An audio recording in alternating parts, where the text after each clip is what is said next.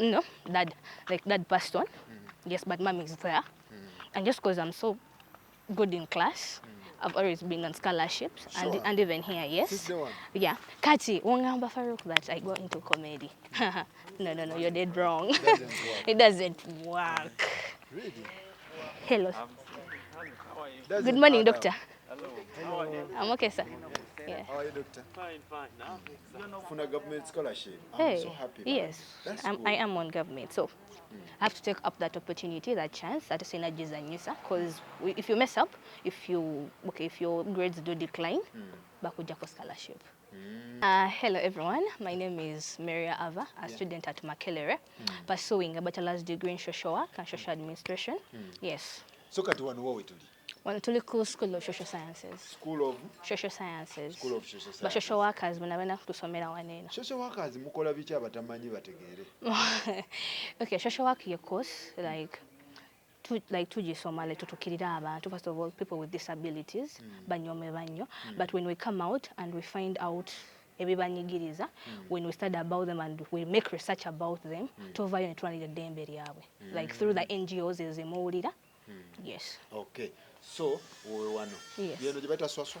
Yeah, haswasa. Kuba ne bamutula kino inawulira. Yeah, wawanino. Okay. Kati bani abasomera wana abalala. Answer like between social scientists and social workers. Social scientists and social workers. That's why Ochuuli Denti School of Social Science. Just because if abaswasa nafe tugwa in your department. Have you named your gang? I made 20. 20 years only? Yes, in August. That's good. Yep. Bakuzala wa? Banzala Ginger. Oli wedinda. Tukoba olusoga. Ndutegera ndwidi. Ndwidi ni mwana musoga. Ola musibubi. Mulamu bulungi bweyagaza. Okay. Yeah. Wasomera wa? Wasomera gange. Nasomera ku Des Spring Elementary School. It is still in Ginger. Then I went to Holy Cross Lakeview, still it's in Ginger. Then after that I came here. I was admitted here. Yeah, ku scholarships. Yeah, ku scholarships. Obadde somera ku scholarship? Yeah. Kitegeeza scholarship tebaziwa abantu batalina bwongo. Hey, obwongo tobulina. Embeera eryetya ku campus wa? Mbeera simbi. Mbeera nnungi. Just because kwekalakasi okubeerawo teyagas naye nga Makerere itself, it's a whole vibe. Yeah, university yakabi. Ogamba otya Maria Hava? Gyendi. Ki ekiriwo? Tewali bitabo. Bitabo. Tuli mu exams. Maria Hava. Wanjisewo. Soka weeyanjule nkusanze ku campus wano. My name is Maria Ava, a student of Makerere University, pursuing a bachelor's degree in social work and social sciences. Yeah. Are you proud? No. Tegeeza swaswa abantu baali bamuzaala wa swaswa naye tebamutegeera. Tebamutegeera because what we do, it is more of something else, you know. Erinnya lyo ani alikutuma Ava? Okay, Ava Sirinya that it's baptized, but it's my other third name. But Nabide Maria is my name, then Ava. Wait, Ava. Yes, but it's not a baptized name. Oli dancer oli ki? I'm like silly dancer, the student, but nze my hobby. Njagala nnyo okuzina. I love dancing. You love dancing? So which much. type of dance? Byonna. Every style. Oli. Sure. Every style. Abaleka kutulimba. Nkikuba buli angle yonna. Tutekeko akayimba okikubemu. Not now, some other time. Naye ng'okikuba? Nkikuba. Oba dance olwo omukuba? Mukuba. Oba amapiano? Byonna vibe yonna. Oba siro? Slow, not really. No, but I can give it a try. Dance kigozinga ogamba? I love dance hall. Dance hall. Dance hall ogikuba? Nnyo. Okay. Bakuzaala wa Ava? Banzala Ginger. Ginger. Ginger side kya? Ewanyange.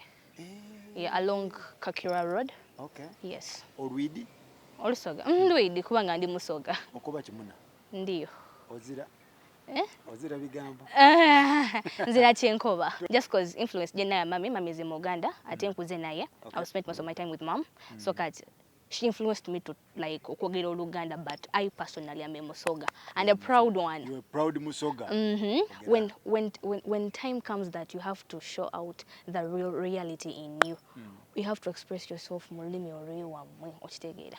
Yeah. Sometimes abantu tufiira opportunities just because twagala nnyo okwekweka. Yes, ate mu kintu ekitali kikyo, but be proud musoga. Jukira abasoga batuvuma nnyo tutera ku myaka 45, but not every musoga. Actually it's just a poor mindset. It's just a poor mindset. Naye fena tutegeera. Aba okusoma kwe kubadde kutya? I started school in 2006 ku Des Spring Elementary School. Then when after getting done with the primary living examinations, that's PLOE, ningenda ku Holy Cross where my mom jakola. Yes, Holy Cross Lakeview. No, she's a matron. Okay. Yes, kati agenda, but at first not at first, nkulide mu school setting. Okay. Nalinvira ku somero wa mami wasomesa, ningenda in my primary school jensomera. You get? Yes. So it was very easy for me to get an admission at my school, my high school, because mom was there. Holy Cross. Ate kati mwenkulide mu environment. So teachers knew me, the administration knew me, so it was not very hard for me. So after my PLE, I came to Holy Cross Lakeview. From Form 1 to Form 6. N'abasinga mwasoma ewammwe muli basomi. Yes. Kyolinga ky'oŋŋamba. Yeah, twasoma fena kwanga ewaka nze asembayo mu family ey'abaana. Nze Mugalanda asembayo. So my sister, my brother and the sister that I follow, then nange. Yes, nze asembayo, nze akyali musomi. Kitegeeza kyali kya bulyaza manya gwe okubanga tosomye. Nga bonna basomye. Yes, that wouldn't be fair. Mommy to educate all the 3 siblings, nze nandeka. Yes, so I had to go to school too. Babayita little person? Yeah, little people. Little people. Yes. Abantu beekwasa nnyo ebintu. Okay, like kyensobola bagamba, like ewaffe, specifically in my home, in my family, I'm the only little person. Yeah? I'm the only little person. Nze omuntu, like, nze a little person, if you can get it. Family. In my family and in my home area. Repeat it. I'm the only little person in my family and in my home area. It's like the wanyange nzeze kaliko. What? Yes. Baganda bo bonna. Ne bazadde bo. By average height. By average. Yes. Is that what you mean? Yes. Boba wanvu. I'm the only little person in the family and in my home area. Yes. So when I grew up, everyone looked at me differently. Okay, I was unique. How? Because I wasn't of the same size with those people. So everyone had a different perception about me. How did I come about that I'm the only little person? And how many people are there? More little people out there. Actually, she knew about it. Actually, she first weyanzala. We are so cool as a little person. My mom. Okay. So she had to support me. Like I know supporting in everything that I did. Not okay. Uta feeling out of out of place. So she had to support me. Okay. Yes. Okukulako ku kyalo tebakusumbwa abantu. Kati, when I talk about family, I come from a very civilized family. Okay. Civilized family kyenjogerako kye kino. Abantu bategeera. Sigamba nti abo abalaba abantu abalala, okay, the little people like us tebategeera naye. They have positive perceptions about such people. Yes. Si kipya nnyo. Me being a little person, tekinfuula nti I can't do anything. I'm able to do what an average person can do. So they encouraged me, they gave me support. Nangamba Ava, what we can do, you can do it. Who, your family? My family members, even my friends that I met. Yes, because actually, audience yange kuva buto. I don't have friends within my age bracket abasinga. No. Mikwano jange gisinga bansinga ko bukulu. Because I have an open mind. Yes. Senyoma, I'm so free with people. I talk to them when they approach me, I talk to them. So my audience is single wenene baba bantu bakulu. So, mama o yakubeererawo. Is that what you mean? Yes, yambeererawo. Atya. Okay. Nalisimanyi nti I'm a little person. Personally, nalisimanyi. So it was around P4. So lwali lumu nga njogera ne mami, nga tukubamu ekibuuzi nga mami ne daughter. So she nambuuza naye ku ssomero kikola otya? Don't people see you in a different way? Abantu tebakutunuulira. Okay, what do they say about you? Because she wanted the feedback about my experience at school. So nemugamba, yeah, mami, abantu bantunuulira. Naye, nothing much. Okay, most of them want to come and talk to me. So sewulira, I talk to them, but truth to be told, they look at me differently. Yes, but kati wenzera kusaidia abasomesa. Nemugamba nti ate banfavoringa nnyo. Bambuuza, Ava, are you seeing? Are you able to see on the blackboard? Nebagamba, yes. Are you hearing what I'm saying? You're like, yes. Have you done your homework? Kabanfaako nga bagala mfitinge nga tebagala I feel out of place. Nga bagala mfitinge mu society. Before go wali tokimanyi nti No, I didn't know. Yes. But as time went on, I'm like, I was born with these people, but why are they so taller than me? So, yeah, that was a point of concern. No gamba. Something must be. Bano benazalibwa nabo nga. Yeah, I'm like, to some point, I mean, before, and most of my friends are tall. I'm like, what's not happening? So it was before that time, and I realized that I was a little person. Notandika realizing it. I'm like, I'm different from these people, but at least they've really given me love. Bambedo from day one of school. Yeah, so they're a family. So, okay. Yes. So, kitegeza mama wo nga agenda oba ku mikolo wawa mwagendanga naye. Yeah, very. Yeah, nyo. Because by the way, abazadde abali abalina ba little people nga abaana, don't leave them. Like actually, don't keep them in dochengamba temubaleka mu mayumba. Don't criticize them. Move with them. Let them explore the world. Abazadde bakikola. Batya. Anti alaba ng'omwana a little person agamba ono mwana ajja kunswaza abamu ku mumula babana nti they are bad omen, like bisirani. My friends, tetuli bisirani, we are a blessing.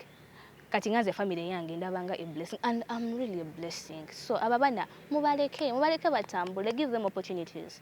So mama ochi yasoko kukola kuterawo confidence. That is it. Na kubeererawo bwani. Despite I'm a little person naye, you don't have to look down on me. Because what you can do, I can do it. Why should you look down on me? And as in why? I have rights as a person. Not because I'm not at the same height with you. Because actually, that's the mindset that people have. It's all about height. But I can do what you can do. So why to criticize me and why to judge me? No. That's not good. So abazadde abali nga mwina abana ba little people. Abana mubatambuze, abana ba exploring. Kakati Ava, otuuka otya ku Makerere University? We twamaliriza ebibuuzo bya senior 6, that is USCE. Twalina job forms twali tujuzaamu. Job forms zezo okuteka courses zoyagala okukola. Tugezemu nakola history, economics and divinity. Nengamba economics wemba mwise bulungi because obvious case bakuwa course ngoyise gundi zino. So economics natekawo the BBA, Bachelor's of Business Administration. Yeah. Kati nengamba for the case of history and divinity, which courses can I do? Nengamba I can't become a teacher because it's not my thing. I don't want to be a teacher. So I'm like, what can I do? But I'm like, at the back of my mind, I'm like, social work.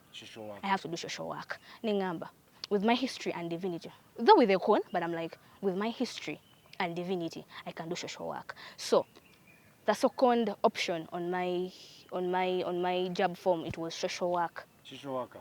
Actually, the first one was BBA, social work, law, then social sciences.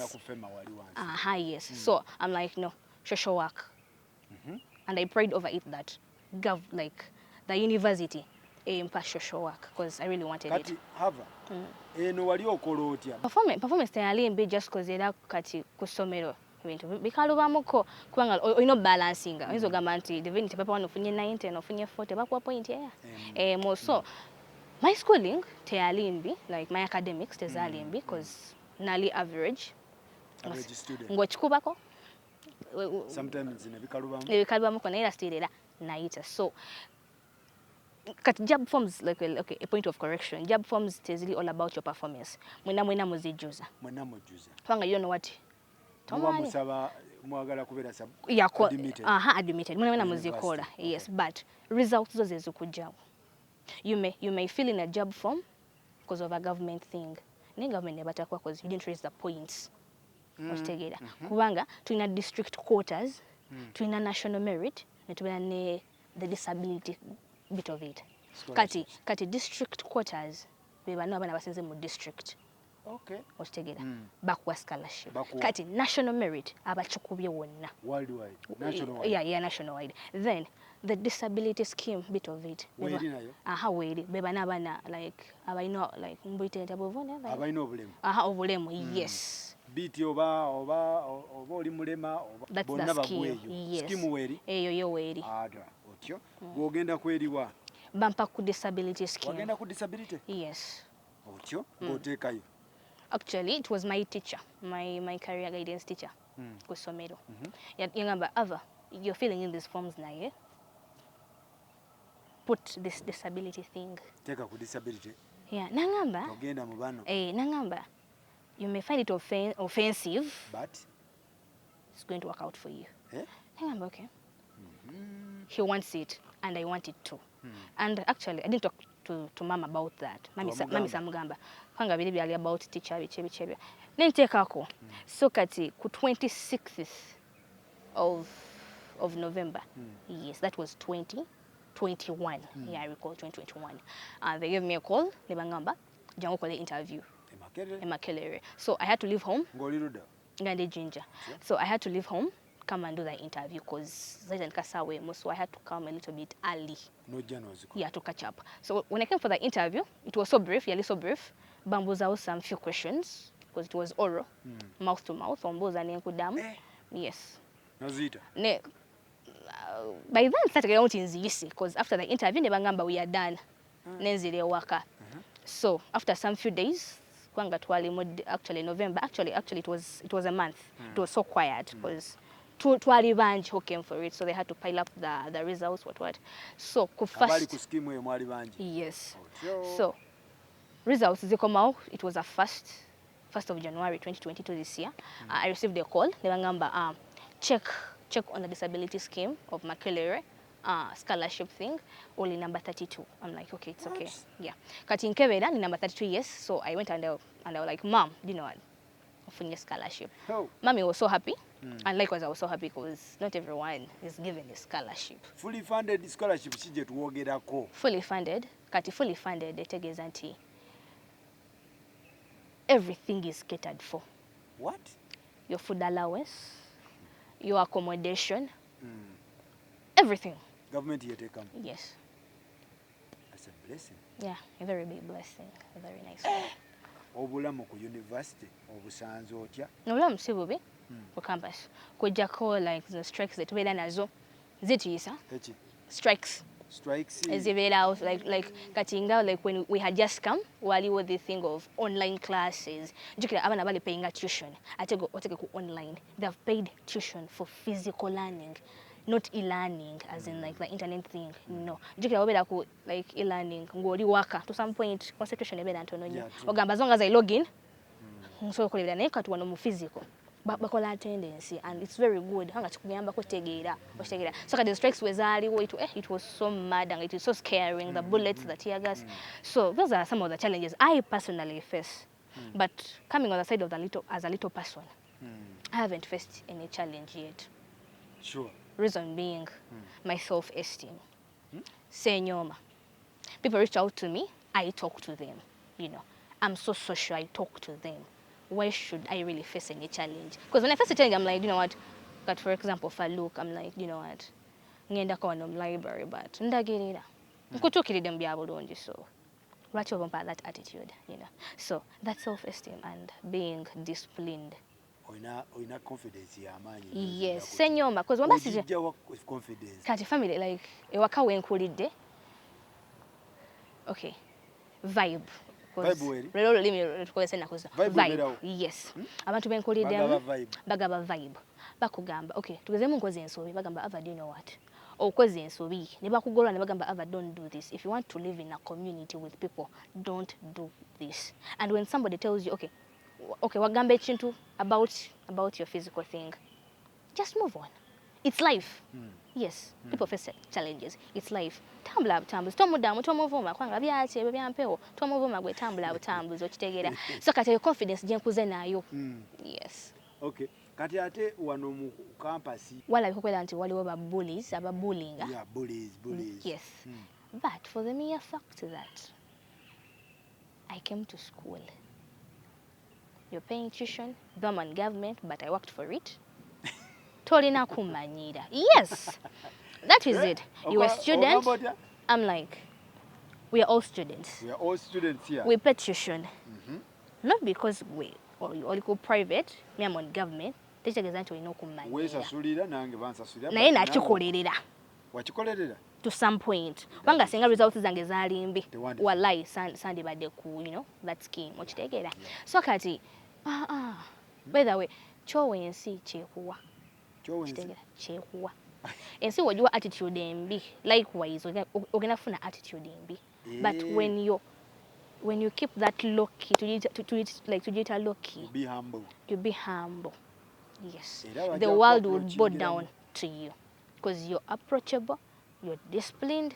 Ochikuba. Na iwe wabela kawaida tugambibwako tunenyezebwako what. Enserema. So kitegeze wano tewali akujoka. Tewali. And why should you? As in, why should you? No, like seriously, Farouk. Yes, they are there. Mwebali, yes, we never bullies, yes. Na yinku gambe chowensi chekuwa. And to some point, those bullies, they were bullying anti in a negative way. They want to create jazz with you. Not just because to some point, to some point, they're like, what is she going to do? The only way and to make you a friend, they will come in the form of bullying you. Now when you're humble and you talk to them, they're like, okay. Okay, tell what we expected, because we were expecting negativity from her, but toward the positivity, and that's how I make friends here at school. Yes. Mundabi wali doctor tuwale tuyingira ko wali ku school of social science. Doctor nga akukona ko ngaga Ava, how are you?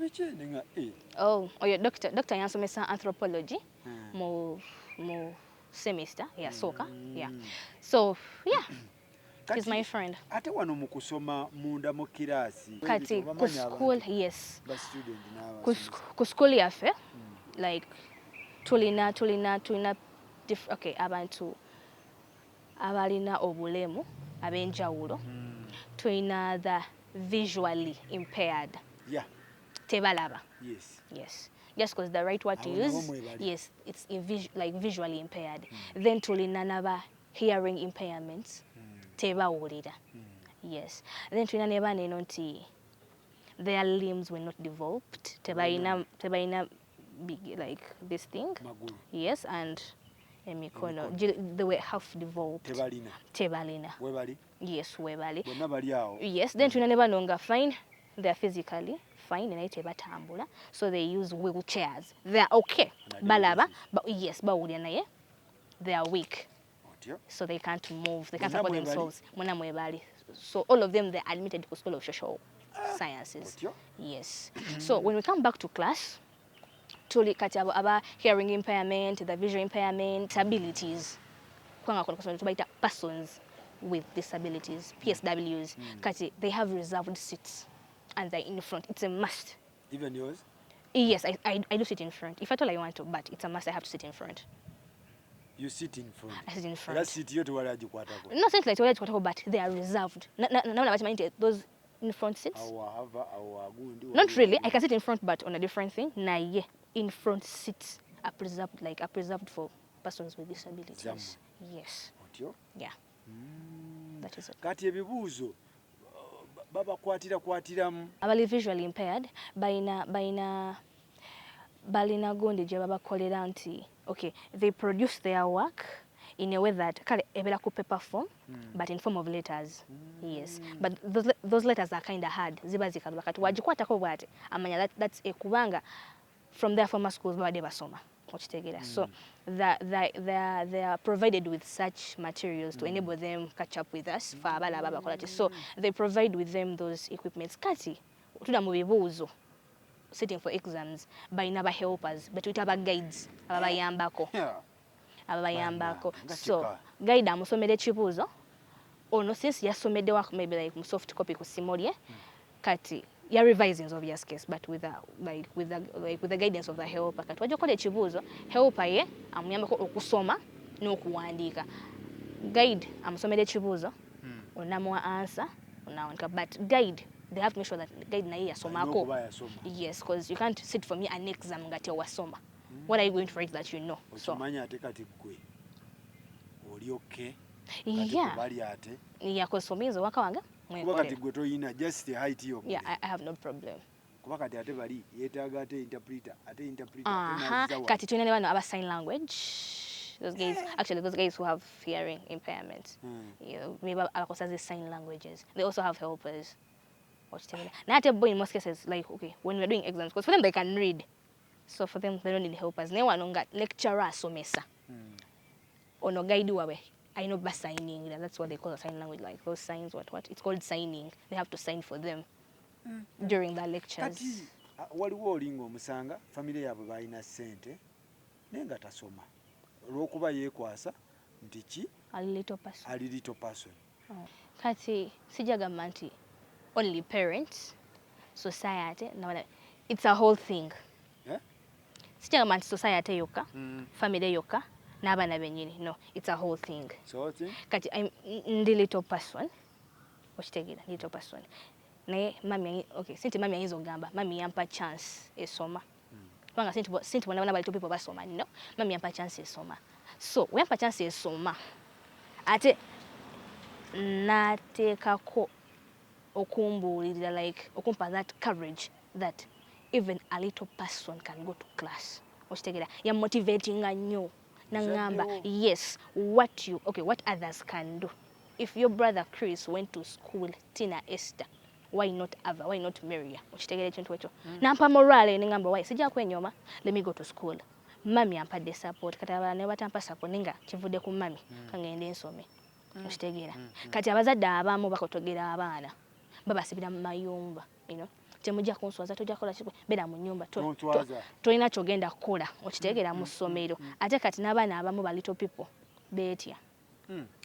Reason being society. Okay, not all societies. Some societies tezili civilized. Okitegeera. Tezibawadde gundi. Yes, tezili civilized in that criticizing nnyo ajja kujja agambwe muzadde w'omwana gati wazaala oyo omwana onaamusomesa anaasoma oyo. Okitegeera akuyamba ki ayaakolewo. Okitegeera babakotogera nnyo kati ne bademoralizing abazadde okukola ki okusomesa abaana abalina that disability, that thing of being a little person. Okitegeera society yennyini ekotogera abaana abazadde bennyini naffe abaana to some point, you know, tugamba bajja kunsekerera, bajja kundaba batya biki ebyo. No. Ate abasajja abasinga badduka. Yes. Ezo cases nziwuliddeko. Kati tugezeemu mami n'azaala omwana nganze, dadi nagamba omwana si wange. Ofe tetuzaala abo. But ndi musanyufu nnyo nti mami ne dadi abange abanzaala, they didn't disappoint me at any one time moment. They didn't deny me my rights. Bambeererawo nnyo, bakyaliwo until today they support me. Daddy passed on, but mami yenga ye akyaliwo. Kakati banno abasinga bali mu comedy. Obasanga mu video, simanyi ba video vixen. Kati nga nti abazadde bakotogera abo abaana aba little people. By first of all, bakula. Okay, seems like bakula to that height that which naye baba bakula emibiri gikula like n'obwongo bukula. So kati obvious case omuzadde tajja kumbeererawo. Tugezeemu until something like 30 years. Okitegeera nina okuva ewaka nze neeyi ne katwanga saasoma bankotogera saasoma. Who will employ me? No one. Okitegeera ekintu ekyo. So abo abantu abasinga abaliyo sigamba nti kibi, but that's how they have to go. That's how they have to survive. Bagenda mu ebyo, like the comedy bit of it. Kweyiya. Ate kati to some point ne bano ababa employing, to some point they use, okay, I'm sorry to use this, but most people who employ the little people, mubalabanga something like a laughing stock, you know. It's like a game of fun. So when these people come in for the comedy nights, the what, mubatwala, because people are like, oh, wow, that little person. So they're seen as laughing stocks. That's why most people employ them. And since, yeah. So kati, when it comes to the maybe like payment, that's what I know, because you've just come to make people laugh. So. But are they comedians? They're not really comedians. They're not. They're not. Those little people have talents. They really have talents, but they are hidden, and they were not given chance to explore them or to exercise them. Yes, they were not given support. It takes me back from where I started from, like, mommy. Mommy yampa support. My brothers gave me support. Bampa education. Ochitegera. Ate oba osomyeko to some point. Think like mulimo yasoma afuna omulimu. No. Naye oba osomyeko tobulwa. Ochitegera. Kati you can't compare me. Simo bobi, you can't compare me with a little person atasomye. You're different. I'm so different. That is true. I'm so different. First of all, abo abatasomye, you know. Owankigambe ntya. Bamaliriza asabiriza. Baliwo like we yabulamu lero mpiseewo ntya. Babera ku lero mpise. Okitegeera? Yes, that is it. That is it. Nekati ngenze ku ssomero. They have employed me. I'm working. So me, I have my papers. Why should I really suffer out there? You know what I mean? Kati ate bana oli nabeera family nga mwava muli mu sente. Naye ate n'agaana okusoma. Ye confidence gye njogeddeko and the self-esteem. Okitegeera? Tewena self-esteem. Betya.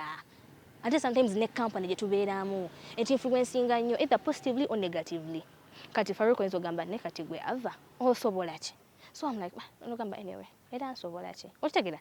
Naye nogamba kati tukuzemu Faruko nogamba ava, you know what?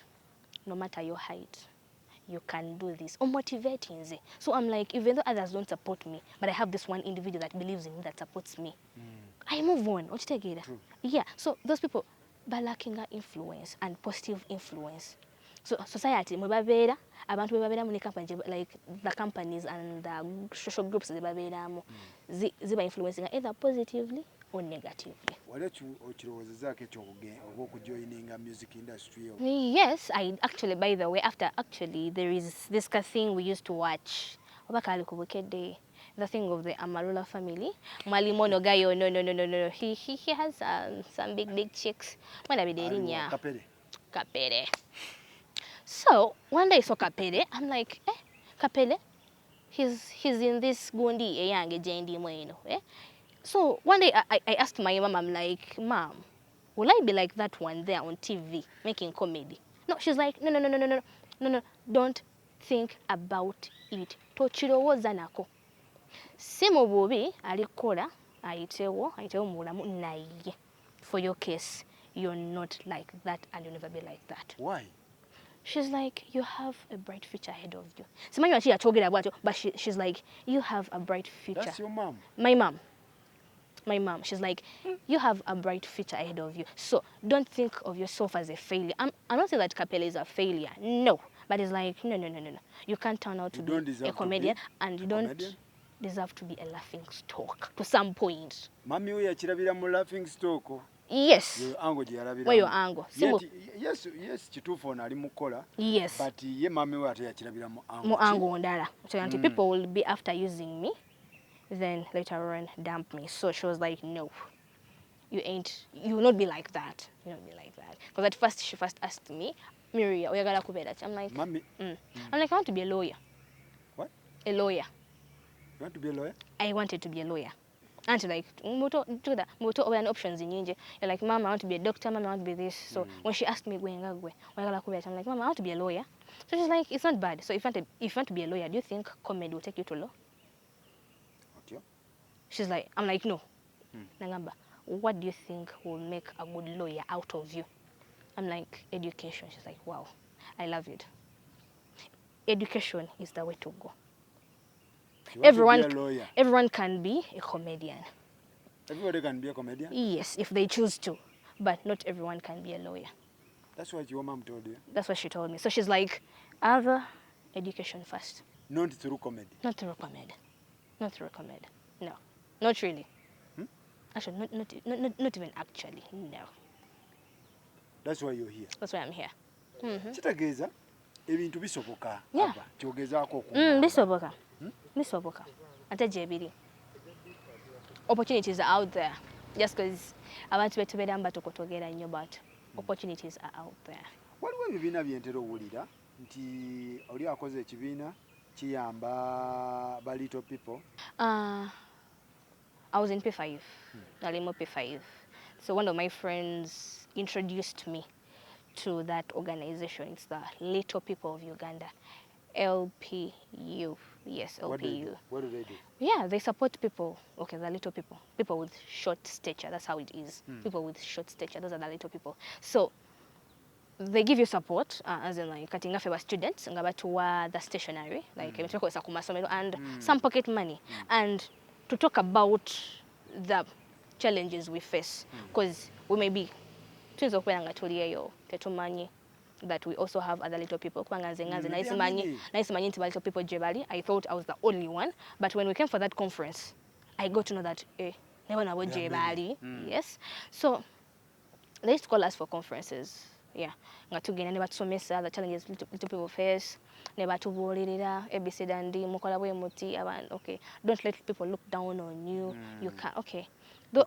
Yeah, you can make it. Then kati for those case, okay, for the case of people who didn't go to school nga they're little people, bo bali babawa okay tugezemo, you have a skill. You can do tailoring. They support you in that. You can weave baskets, like in that art and craft thing. Katinga, they support you where you can do best. Yeah. Business, you have capital, how much do you need? So that's how they were helping people. Yes. But unfortunately, I hear it's no longer operating. What is the problem? I don't know. To some this and this happened. But as far as I know, the organization collapsed. Yes. What happened? Yeah. Yeah. Okay, apparently right now Taliwo. So have you ever heard about that? Yes, I have had it many times. Kacholaba. Use you. They do. Yes, they do. They do. Kati omuntu ajja kuja andabe ambuze. Ava, do you have some other little people who are your friends? You're like, yes. Kati ugambye nti twali banji when I didn't know them, but when the conference brought us together, we were many. I got many friends, I got contacts, so I know them. So I'll be like, yes, Farouk, I have them. Mbalina. So you'll be like, okay, kati gwe ojagenda ofuneyo sponsor wa fundinga omugambe nti nina a kind of yes, I have them. Naye jokira gwe atuchikirira toli little person. Tomanyi that is the problem. Tomanyi the challenges that we are facing. Your main goal is to use you. To use us. Then when you get to the point where you feel like yes, you are satisfied. And yes, kati jokira like when you form up kati right now, Bali trying to form up some other organization, but still if they get to know that you are little people, they'll be like no. Yes, we helped you, but some people misused the opportunities, so we can't help you. Confidently, someone tells you, you know what? We want to help you as you. Naye ababakulira babbi tubawadde sente empitirivu ne bazirya. ate nga mwe temuzifuna. Some point wangu ozifuna naye nga okay kijja in a very big amount nga katugezemu I ava ngambye nti nakola social work. I want to make an organization. You have to fund me because nzize and people are giving you money to support us. So you're like, okay, what's your problem? Actually, most people think that we only need just money to eat. So they just give you some money. As long as you rent are clear. Period. So they don't, tebafaayo kubira ebizibu ebirala biri ebiri major. Kubanga to some point, togenda kuwundiisa every day. Give me capital. If at all you're being funded and to help us, mpa capital, I'm like, I can do this. Mpa capital, netandikire change in that. I don't come and beg you every time, you know. So which means ebibiina bino byetaaga ne bikulibwa abantu nga yes. Kati nga nze sisobola kubanga sinti tosobola, but just because to some actually to a larger extent tomanyi challenges empitamu. That is true. Naye wembeera leader, sinti wembeera leader, nja kuba leader.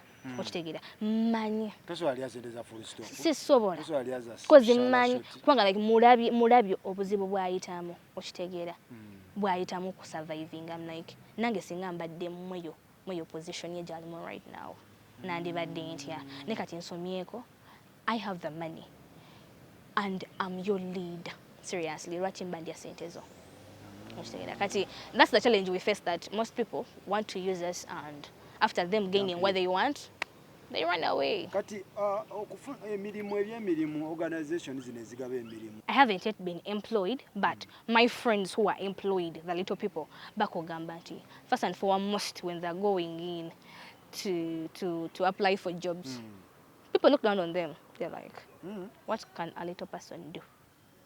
And wechokusanga nga tolina the guts, as in the nerves, obela demoralized ogamba, ugh. If my fellow workers what bagenda okubeera, how will I sustain myself in this position? First of all, morally agenda. How will I be in the society? They look down on me. So most people, fine. By the way, they're not employed. They're not employed. Because of fear. And the way society looks like, perceives, them. So that's one of the challenges. Then a choke really. Oyinza okubeerawo kati like nogenda nofuna omulimu naye nga still era they look down on you. They look down on you.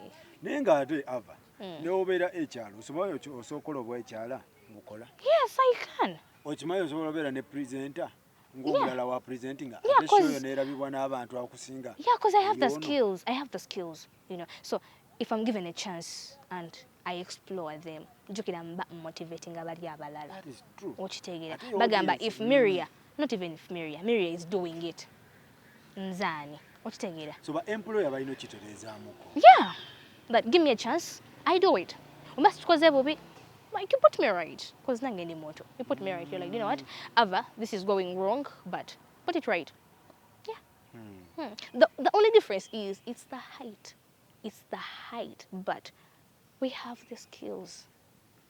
That is it. Farouk, that is it. That is it. Difference okeriwo. It's the height. But the skills to zilina because nzize nsomya. Makerere has equipped me with skills. So what is failing me to exercise them? Aba biki ebisinga okuluma mu bulamu eno? Omuntu alimba simwagala. Omuntu alimba simwagala. Toyagala mulimba?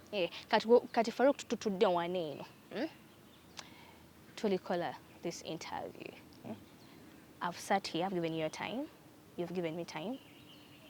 I'm telling you the truth.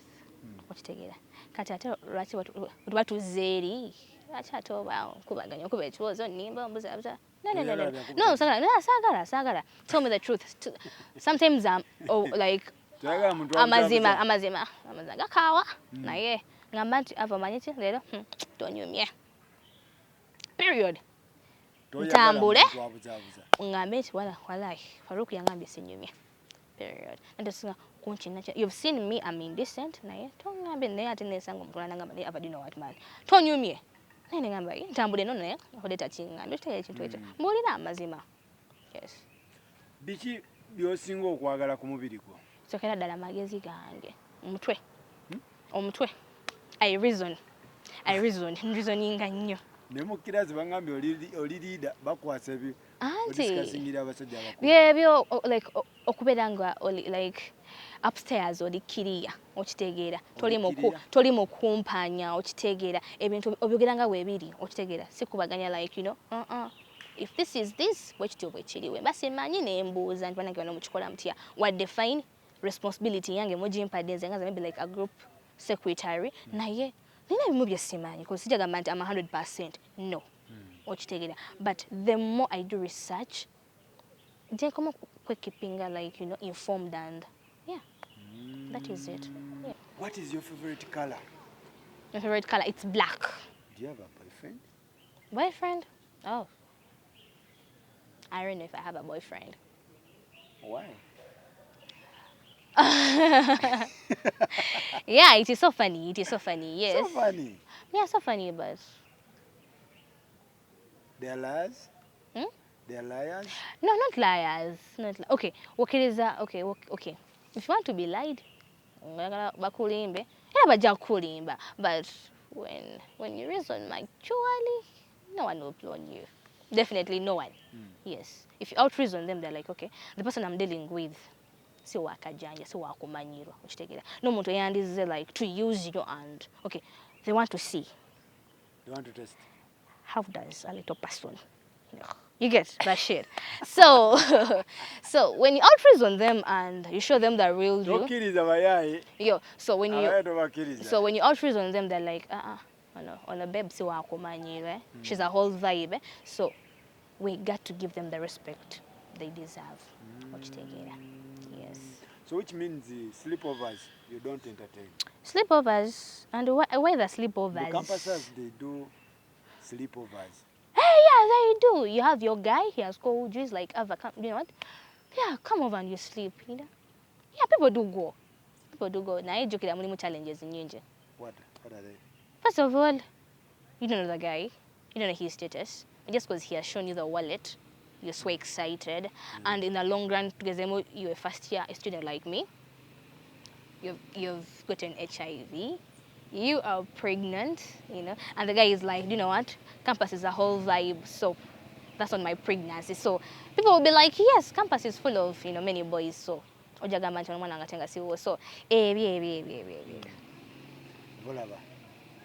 I keep off. Keep off. Yeah, I'm like, yeah, actually, by the way, there is time for everything. Yeah, time for everything. Whatever Form 6, actually, from Form 1 to Form 6, what about the 4 years here at campus? Me turn on you. You can make it. Yeah, I can make it. And you can survive. Yes, you can survive. The body does demand, yes, to chabutonde, yes, but you can add hair. You move on your life. Yeah, at you campus, can. too much freedom. You can do what you want. You can go to Yes, club. You can too much sleep freedom, anywhere you too much want. freedom, too much. And here at Makerere, there is freedom. Too First much? of all, the campus is big. Everyone minds their own business. No one has there to look after you. Ever have you gone to class? Ever have you done the assignment? No way. It's all about you. Like no self-driven. No gamba. Time for lectures, I have to be in lectures. Time for lunch, like you either eat or not. So okay. So what do you want to be? Since I'm pursuing the course of social work, I want to fight for. Okay, I want to be a social worker, and yes, I'm a social worker, but I want to fight for rights of persons with disabilities, specifically little people. A social worker, a handling cases because they equip us with skills. I can be a marriage counselor. You can be? Yes, I can be a school counselor. So I can work in the hospital. You know, as a counselor there to get them, you have HIV, what. I can advise, you know what, it's not the end of the world, you can do this. So I'm everywhere. Yes, Bulimu department in Wayo. So, but specifically, little people yes. Mbemanyi. Yes, I can. Because I myself am a little person. So when I'm failing, I explaining the challenges that we have little people. I can fail. So after your degree, what is your plan? After my degree, as in because it's 4 years, after my degree, I want to come back. I pursue a master's. A master's. After that master's, still, I'll have to come back for a PhD. Because the world out there needs people who are informed, who are skilled. Okay, not that a person who has only acquired a bachelor's degree. Tali. Nayate, nze ayongeddeko. Better so much informed. You want a master's degree? I want a master's degree, and yes, I'm going to pursue it. Ne PhD ojala? Ne PhD njagala. Yeah? Yes, ne PhD njagala. Tetuli mu kunyumya. Symbols. Nayo nino gifona. Ani akuinspiring abantu bembera masters after this degree? Ne PhD. Yes, and a PhD. People who inspire me, actually, first and foremost, I have to begin with myself. Nze nganze wanga yange. Silisomera mami, silisomera daddy, obani. You know, it's me. I'm like, nsomye degree. I'm like, yes. And there are resources around me that can facilitate me to go in for a master's. Why not? Watch together. I have to. Likewise, after the master's, a degree. Watch together. It's all about having people who are influential in your life, people who mentor you positively. Ochegera. Nagamba nti Miria olikola kati bagamba kati like the way President Museveni said that social work is a useless course. But why is the CEO of the Uganda airline thing a social worker? Because you should get into it. Kati ningamba kati olaba CEO or Uganda Airlines whatsoever was a social worker. Kati nze wenfuna ku bitabo ebisingako now can't I have a very big position in the country? Okitegeera. Ningamba no. If she had a degree, let me outcompete her. I have a master's, I have a PhD. I'll have some bigger position in the country. Okay, actually, right now, the mindset that I have right now, I really don't think of marriage, as in right now, because I know it will come. It will come. But right now, I don't think of marriage. But when marriage time comes, because there are most people who approach me the average height. Yeah. No. No, I haven't seen them, as in physically, by the way, apart from the conferences that we used to go to. But not fearing me, but I don't encounter with them. Since bafuna kusomera wano tetubalina ne wakajembe atelele ku Makerere tell little person nga mulenzi. No, maybe they has to come, but so badongamba nti woliba otuuse okufumbirwa ogenda kulota. Okay, since muntu mubi, no, it's not that. I haven't yet been in a relationship with a little person. Yes, no, truth to be told, I haven't encountered anything to do with a relationship with a little person. No. No. Most people who have been approaching me, they're average height. Average height? Yes.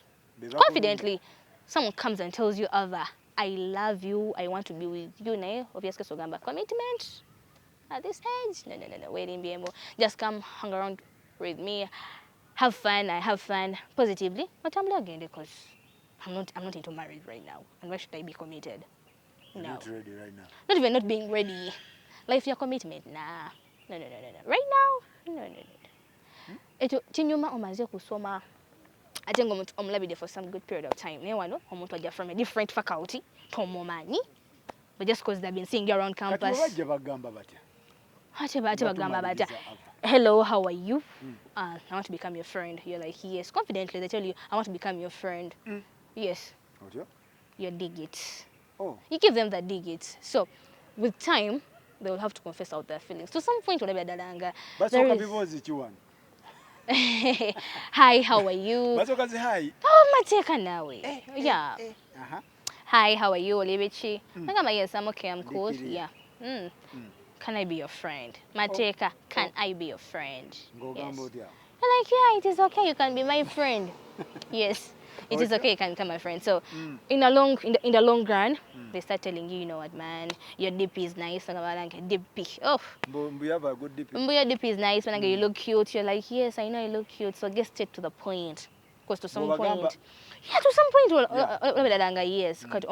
Okay, a person who is going to be your friend, that they have friendship vibes. Yeah. And then there's someone who is who wants to encounter with you something like a relationship. Na yo molabirawo okitegera. Sibi akwesiruwaza na kwebuza amagezi. Okay, this person like wants a relationship with me, but you know what? I'm not ready for it. Either like when he introduces you to that area, you know what?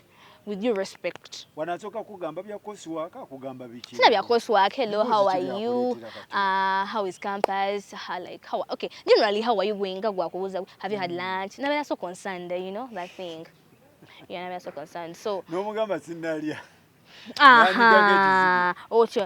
Okay, so what's the way for it? I'm like, yeah, I have to eat lunch. So if you wish me good, yeah, lunch. So somebody. Nawe bagamba digiti mutekeeko. Ezo sente. Ate gwa bayagadde nkusabye konti. Anti ajja kugamba. Did you have lunch? You're like, no. So to some point akubuza, were you busy? Or nangamba, I want to eat some heavier lunch than what I was having on my schedule. Nagamba, like how much? Namagamba the amount that you want. But since He has a goal behind him giving you the money for lunch. Mateka, he'll give it to you. But in a long run, after him getting what he wants, Depositing. and you subdue to what he wants, you serve him accordingly, actually according to his expectations in most cases, they do not come back. Like reality has it all, they don't come back. After them using you, awalinga high emirundi ebiri olunaku with one high, if not so a week. So those small issues. Kati okola otya bonna okubadduka. Sina kubaduka. You are actually, I'm always straight to the point. I'm like, okay, if I see that element of you, like, you know, having that thing, that mentality of like, of you having a relationship with me, I'll tell you point blank, but you know what? With all due respect, I'll not have a relationship with you. If you can't be friends, I'm sorry. When we went to Kuala and netutomera nenga febe nyini. Yes, that is it. If you have a sound mind that gives you direction, no gamba ne avamanyichi one opa PM, sit down, revise yourself or papachi. Wow, that mind is really good. Ne otabera with that motivation, no your muntu akuwabula munda mugwe gwenga gwe. Otomera nnyo ate campus kiri so worse. So boto bokoze ki bo managing ebintu kuberanga life moves on well at campus. Yes, that is it.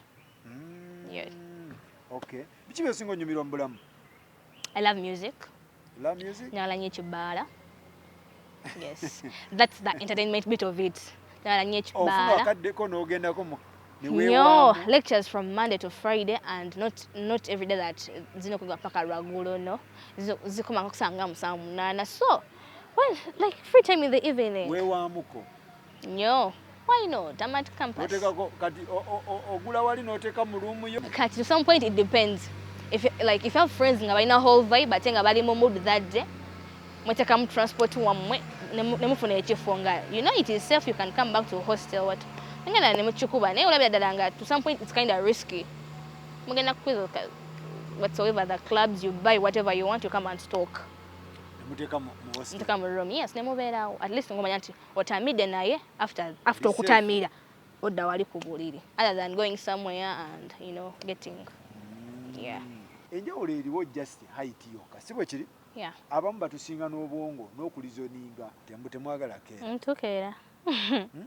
Tukeera. Mwesaasira. Ani yeesaasira? Nze seesaasira. Abali ebe beesaasira naye nze I have. Abantu abasinga ba little people beesaasira. No. Beesaasira mu buli kimu. Tebalina kwesaasira cause we beesaasira no one will come out to help them. But we bavaayo ne balaga nti banange you people, we really need your support. We can do this. People will help them. Okay. And they will really explore out there, you know. Okay. Kufuna batya bakwagala?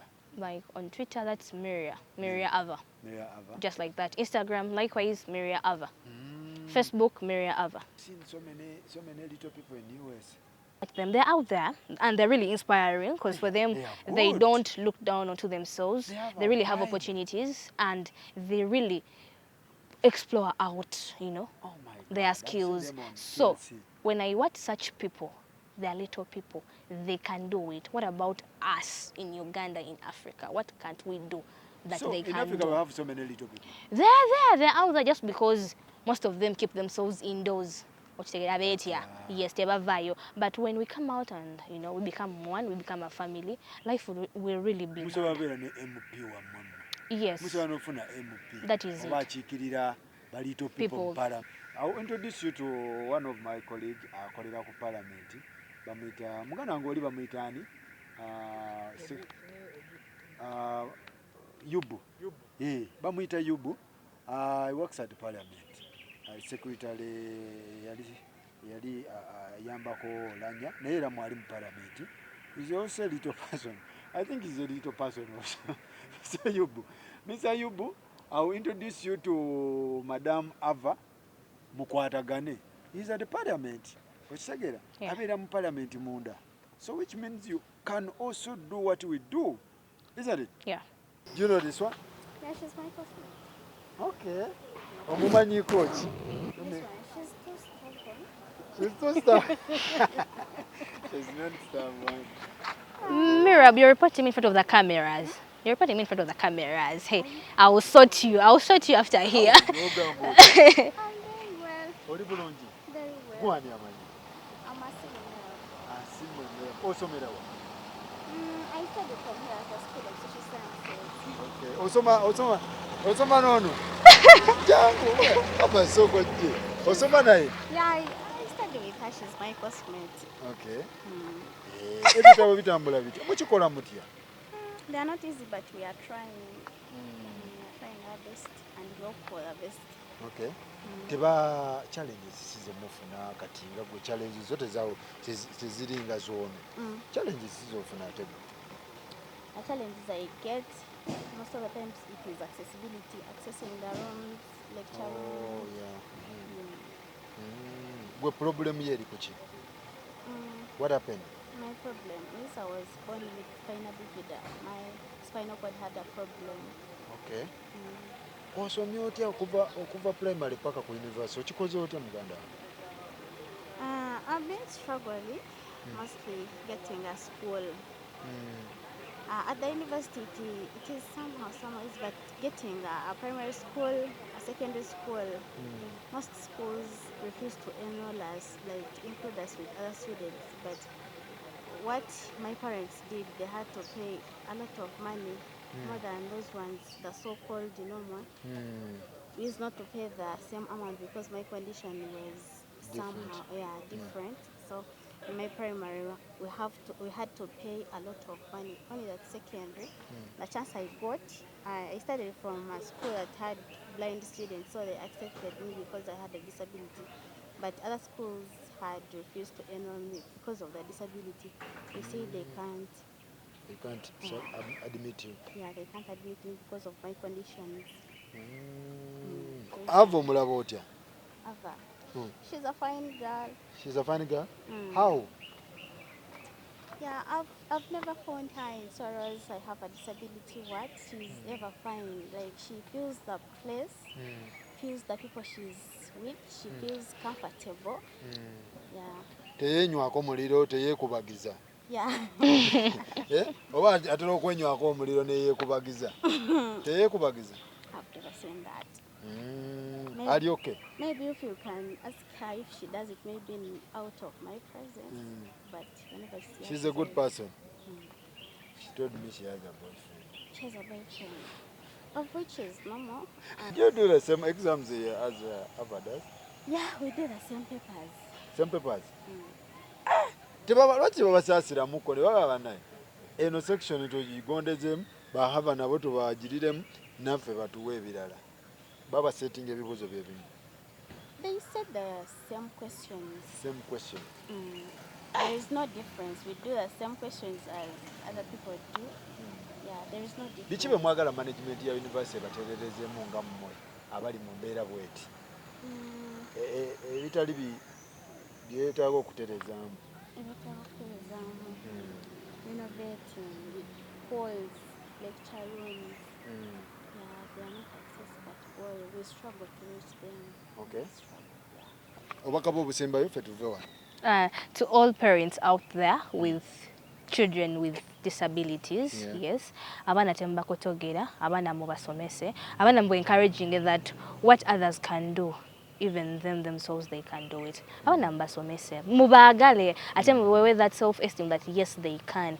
If the average people with average height can do it, what about the little person? Like muba encouraging. Ate abana mbasomese, that is it. Because you have the resources, you have the money, na abana, you know. Abana tebasoma. So abana mbasomese and chances are out there. Abana basome, they will have opportunities to come and sakatinga kono ku Makerere, but towards scholarships, persons with disabilities. So basomenyo, they come to campus, they apply, baba we before basome. Ngafe we tusoma, yes, that is it. Right.